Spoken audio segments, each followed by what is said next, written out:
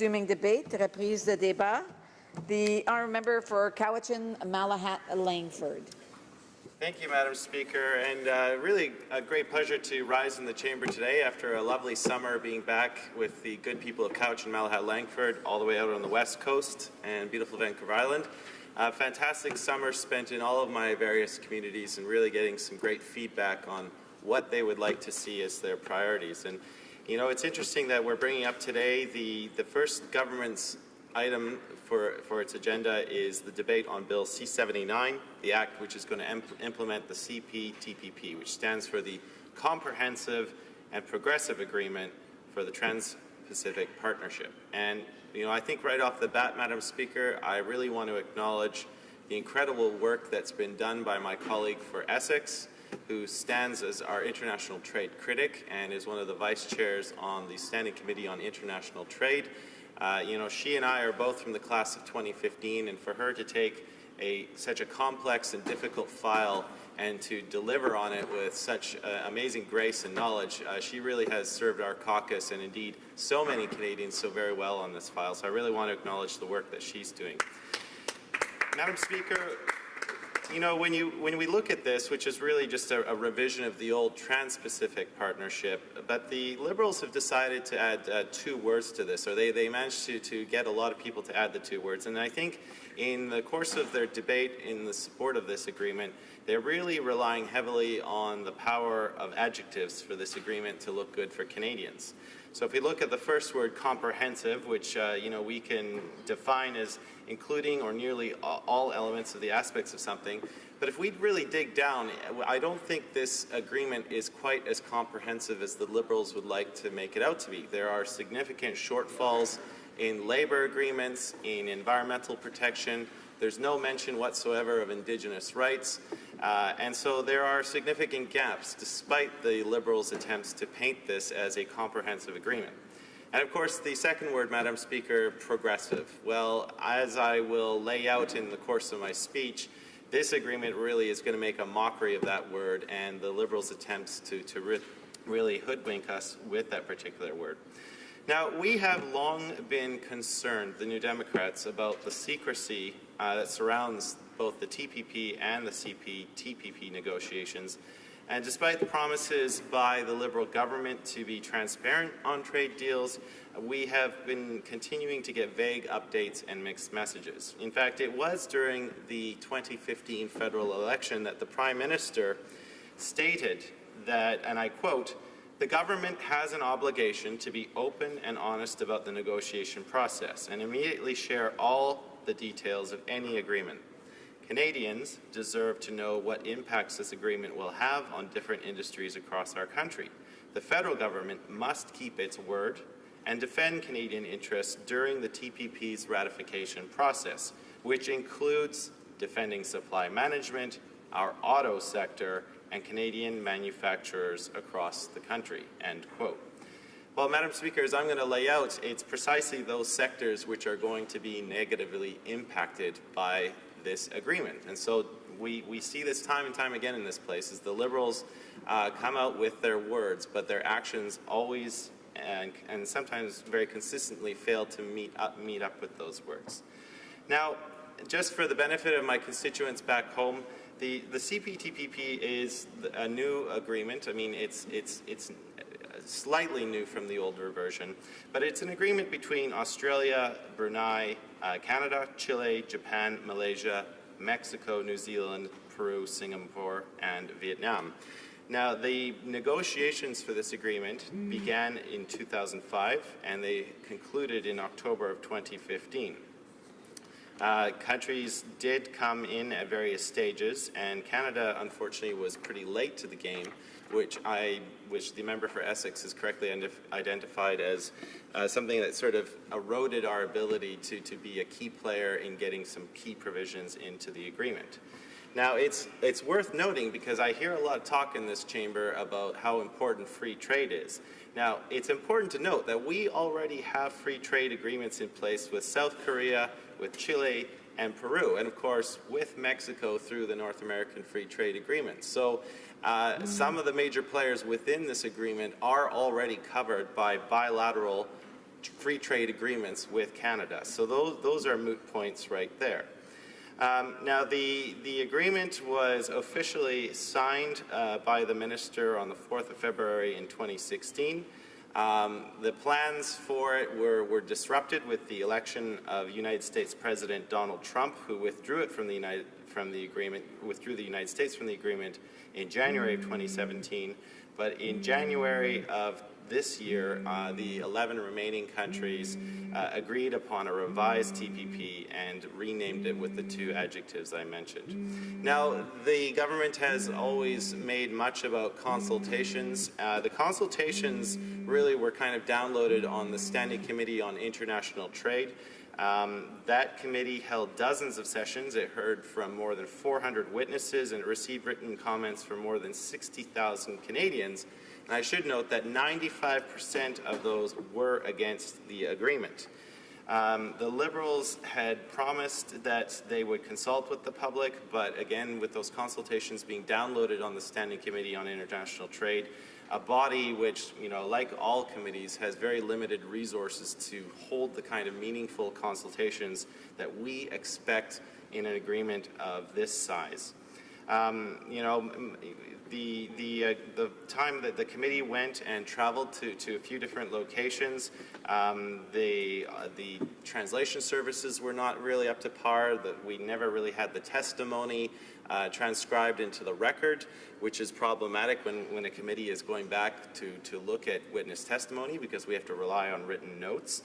But it's important to note that, in cities like Montreal, 19 out of 19 public presenters were opposed, and in Quebec City, 3 out of 3. So receiving 8,000 written submissions but struggling to translate those, that does not add up to meaningful consultation. What would have been better is if the executive branch of this government had launched the consultations and used the resources available to its various ministries to do a meaningful consultation with all of the affected sectors. And then, of course, we look at the most interesting stat to me is that with the submissions that were received by Global Affairs Canada, 18,000 Canadians wrote in, and it was only 0.01%. 2 people out of those 18,000 submissions were in support of the TPP. So that's a pretty abysmal rate of success if you're going by these things. Now, Madam Speaker, the member for Essex has gone over this, but I think it's really important to reiterate what our major concerns are with this agreement, because it is not simply about trade. These agreements cover so many different areas, and chief among them are our concerns with labor standards and human rights. So I'll start off with labor, because really, if you hold up the provisions that protect labor and the provisions that help investors, they really are not equal at all. So if there is someone who does have a complaint with labor practices, the CPTPP obliges the complainant to basically prove that a member country has not enforced its own labor laws, but then they also have to show that the violation has had an impact on trade. And so the burden of proof is so ridiculously unattainable that they have actually not even had one successful labor complaint. And this is very troubling, because if we look at some of the member countries that are involved in this, we see that there are labor standards in Vietnam, which we have some serious concerns with. Mexico has been implicated in a number of human rights violations. There are countries with very differing standards compared to what we in Canada or in Australia, South Korea, Japan, and New Zealand are used to. And yet we are bringing these countries into an agreement. We are essentially rewarding them with trade with Canada, but not asking them to bring their standards up. So the language on the labor standards is essentially unchanged from the old TPP, which, as I pointed out in my introduction, does make a mockery of the word progressive. One case I really want to cite is the decision that was made with respect to a dispute between the United States and Guatemala, where a panel of arbitrators had found that no documented labor violations in Guatemala, which included the murder of a union organizer, had occurred in a manner affecting trade. So if a union organizer in some of these countries is murdered, or they're trying to implement a strike to get better working conditions for their families, the arbitration most likely will find that that did not have an impact on trade, and therefore it's not covered under this kind of an agreement. So there, as I made mention, there are some serious systematic labor and human rights violations that have occurred in Mexico, in Vietnam, and in some other countries. I just want to point out, in Vietnam, in 2011, Human Rights Watch released a pretty shocking report on how drug addicts in that country are basically forced to do labor as a part of their sentence. And in some cases, we've had multinational companies who have been soliciting their products from this forced labor. Now, if that kind of a condition were to exist in Canada, we would be absolutely up in arms. It's a practice which rightfully belongs in history, and I believe that most Canadians, if they were to hear of this practice, would be rightly incensed about it. We know that for the people, there have been documented testimonies for the people in these forced labor camps, when they've refused to do the work, they have been subject to beatings and all kinds of abuse. And really, these are the kind of things that Canadians are concerned with. We want to know how other countries practice with their human rights, with their labor rights when we sign free trade deals. They are important to us, they're important to our values, and we want to see that reflected in our foreign policy. The other country I really want to highlight is Brunei, Madam Speaker, because prior to the year 2014, homosexuality was illegal and punishable by up to 10 years of imprisonment, but the law was changed in that year, and now it can be punishable by death by stoning. Brunei is one of the signatory countries in this agreement, and we like to stand up in here and talk about how progressive it is, but one of the member countries that we are granting access to our economy still has such a terrible way of dealing with a right that we cherish in this country, that we as parliamentarians have stood in this place time and time again to defend. And so, Madam Speaker, again, Canadians want to know, are these the type of countries we want to reward with trade with Canada? Because I think if you're going to trade with a country like ours, to get access to our economy, to the amazing workforce that we have, the products that we have, if you want to sell your products here, you have to demonstrate a certain commitment to basic fundamental human values. And I think that should be a starting point. So yes, we in the NDP do have problems with this agreement, because it's not just about trade, it's about the behaviors that are existing in the countries that we're seeking to build partnerships with. And Madam Speaker, let me move on to the other rights, to Indigenous and environmental. Climate change is arguably the biggest issue of the 21st century, and we don't see a single mention of it in this. It is going to have ramifications for how everyone on this earth, we all share the same planet, how we are going to lead our lives. And the way we meet this challenge is going to chart the course of the 21st century. And for countries like Japan, for South Korea, Australia, New Zealand, and Canada, Mexico, countries that have, pretty huge impacts on climate change just by virtue of the emissions that we have, this would have been a perfect opportunity to hammer that out. And Indigenous rights, for a government that likes to proclaim time and time again that no relationship is more important to it than First Nations, why is there no mention of Indigenous rights in this? Each of the member countries have significant Indigenous populations, and if we're serious about implementing the United Nations Declaration on the Rights of Indigenous Peoples, this should be a starting point for our international relations. This is something we should be promoting, something we should take seriously. Because I can tell you, Madam Speaker, First Nations, Métis, and Inuit across this country are watching this government. And yes, the words are welcome, the commitments are welcome, but they have to be followed up with meaningful action. And we are seeing time and time again that they are failing. Let's look no further than when we were here in the spring. It was fantastic to see the Liberal government join with us in the NDP to ensure the passage of Bill C-262.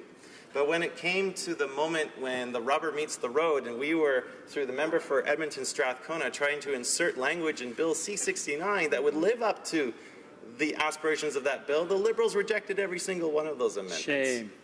So again, you know, words are fine, commitments are fine, but at some point, Canadians are going to ask, where are the actions that have met up with your commitments? Now, the Liberals will say a lot about the side letters, or like the side letters cover some of these things, but as the member for Essex rightly pointed out, these side letters are not enforceable unless they are specifically referenced in the text. And furthermore, if the content of the side letters were so important and so meaningful, why did we not make the effort to get them included in the main agreement? Now, Madam Speaker, in the time remaining to me, I also want to talk about the investor-state dispute settlement process because, you know, this is one of the most egregious things that has remained in this agreement and something we have major problems with. You know, many of the reasons that we have, so corporate, you know, giving rights to corporations to basically come after rightfully and democratically elected local governments, provincial governments, even the federal government, it's basically an instrument to rein in democracy. We believe that, you know, our ability to make laws in relation to public health, to how we want to protect our local environment, those should not be superseded or challenged by international corporate interests, full stop. And I think most Canadians would agree with that statement. It is basically a big tool.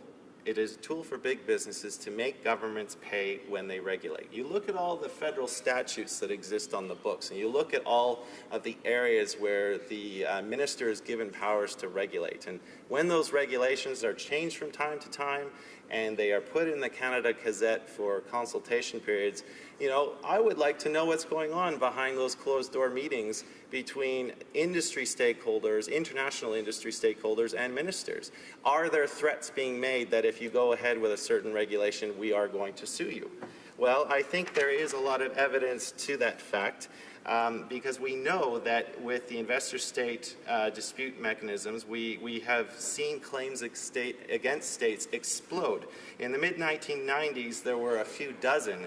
Nowadays, we're up to almost 600 known cases, and so there's it's one of those graphs which is going to continue going up. And the more and more we put this kind of an agreement into our trade agreements, the more multinational companies are going to use it, and they are going to be challenging the democratic and sovereign rights of local governments to make laws for their citizens. And I'll sort of end talking about agriculture and specifically supply management. You know, I do want to acknowledge that the Grain Growers of Canada, the Canadian Cattlemen's Association, the Canola Council of Canada, they are going to benefit through this agreement, and I'm very happy that they are going to. I mean, if we survey the votes in this place, we know that the Liberals and the Conservatives are going to pass this agreement. But the problem I have is the repeated occurrence of Liberal ministers standing in this place to talk about defending supply management, when I have in my hands right here quotes from the dairy farmers of Canada, the chicken farmers of Canada, the egg farmers of Canada, all unanimously condemning this government for the concessions it's giving up in supply-managed sectors. You know, people in these sectors, these are good-paying family farms which are often the cornerstone of small communities like mine in Cowichan-Malahat-Langford. The supply-managed system has enabled them to weather the shocks of international pricing or domestic pricing, and one of the key components of that system is our import controls. And when we start carving away these little niches, especially when Canadians have expressed a desire to have local dairy products, to have local eggs, local chicken, well, we are undermining the basic unit of what goes on in many parts of rural Canada. And I take issue with the government standing up time and time again, the Liberal government saying they support supply management, but not following through with their actions. So, Madam Speaker, while 20 minutes goes by really quickly, I'll just say in conclusion that, you know, Canadians expect better when their governments are signing these kind of trade deals. They expect that our values are going to inform how the government negotiates these, and that when the government actually talks about labor standards, human rights standards, environmental standards, Indigenous rights, that they're actually going to follow through, that they have some kind of an enforcement mechanism. Those are all very sadly lacking in this agreement. It makes a mockery of the word progressive, and that's why I will stand united with my caucus, the NDP, to voice our concerns and vote against this agreement. Hear, hear. Questions and comments? The Honourable Parliamentary Secretary to the Government House Leader. Yes, Madam Speaker, you know, even before the legislation was talked about, even before the information was known in terms of the details of this agreement, we all knew that the NDP were going to be voting against it. They have traditionally and continue today to not recognize the value of trade agreements and the benefits for all Canadians, in particular our middle class, and recognizing just how it is an economy can grow through getting good, sound trade agreements. That's what this legislation is all about. You know, when we look at the NDP actual position of opposing it, my question to the member across the way is, can he indicate to Canadians that even before, or would he indicate to Canadians, even before this legislation was actually tabled and before the agreement was actually agreed upon, that the NDP were in fact against this particular proposal or having a trade agreement? And is that not the reality? And just to reflect and maybe share with people what trade agreements in the last 60 agreements has the NDP actually supported? Can they say that they supported more than 3 agreements? The Honourable Member for Cowichan-Malahat-Langford. Thank you, Madam Speaker, and I appreciate the question from my colleague across the way. You know, he was talking about the creation of middle-class jobs and the lifestyle. Well, let me correct him on that. The middle class wasn't created. It was fought for every step of the way by the hardworking men and women in the labor movement. It was the labor movement that fought hard for minimum wage, for workplace standards, for the 8-hour workday, for the weekend, for parental leave. It was the labor movement that has been at the forefront of some of the greatest progressive social change in this country. They had to fight every step of the way for those standards. And what we see in this agreement is the labor movement coming out and saying there's a big problem. He talks about the creation of jobs. Yes, I agree. Some sectors are going to benefit. But in the industrial heartland of Ontario, especially in the auto sector, arguably some of the most powerful middle-class jobs that exist in this country, they are going to face some serious downfalls. Now, in terms of what kinds of trade agreements the NDP is prepared to support, I thought I was pretty clear over the course of my 20-minute speech what we would like to see in trade deals. Just because the Conservatives and the Liberals have failed to include those provisions doesn't make us wrong. We're just trying to apply a standard that certain members of Canadian society expect out of their government, and I'm proud to stand up in this place and argue for those every single time. Questions and comments? Questions et commentaires. The Honourable Member for Essex. Thank you, Madam Speaker, and I'd like to thank my wonderful colleague, the MP for Cowichan-Malahat-Langford, for his wonderful speech here today on the NDP's position around the Trans-Pacific Partnership, now the CPTPP.